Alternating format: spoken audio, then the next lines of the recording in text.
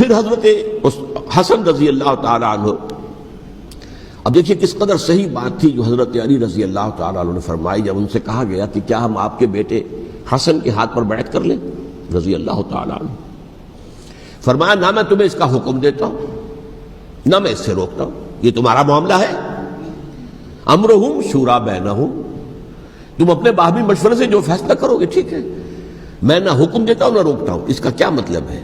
باپ کے بعد بیٹے کی خلافت ہرگز حرام نہیں ہے، ورنہ کہتے کیسے ہو سکتا ہے میرا بیٹا؟ نہیں، یہ نہیں کہا آپ نے. حضرت عمر سے بھی کہا گیا تھا کہ اپنے بیٹے کو نامزد کر دیں، عبداللہ ابن عمر کو، تو انہوں نے جواب میں کیا کہا؟ اسے تو طلاق دینی بھی نہیں آتی. انہوں نے اپنی کسی زوجہ کو طلاق دی تھی اور اس میں جو صحیح ترین طریقہ ہے وہ اختیار نہیں کیا تھا. انہیں طلاق دینے تک نہیں آتی تو میں اسے خلیفہ بنا دوں. یہ نہیں کہا تھا کہ باپ کے بعد بیٹا خلیفہ نہیں ہو سکتا، یہ تو نہیں تھا. کہیں حرام نہیں ہے، نہ کتاب و سنت میں، نہ کوئی حدیث ہے، نہ کہیں قرآن مجید میں. تو حضرت علی نے بھی فرمایا رضی اللہ تعالی نہ میں روکتا ہوں نہ حکم دیتا ہوں، یہ تمہارا اپنا معاملہ ہے. بہرحال حضرت حسن رضی اللہ تعالی عنہ نے حضرت امیر معاویہ سے صلح کر لی، خلافت ان کے سپرد کر دی.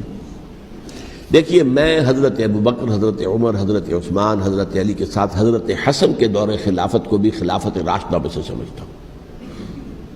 اور تبھی 30 سال پورے ہوتے ہیں اس حدیث کے مطابق کہ حضور نے فرمایا خلافت 30 برس رہے گی پھر ملوکیت آ جائے گی.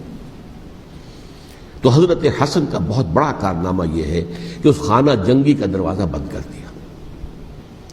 اور یہ پیشن گوئی تھی حضور کی صلی اللہ علیہ وسلم حضرت حسن کو، جب بچے تھے حضور کے انتقال سے پہلے، میرا یہ بیٹا مسلمانوں کے 2 گروہوں میں صلح کرائے گا.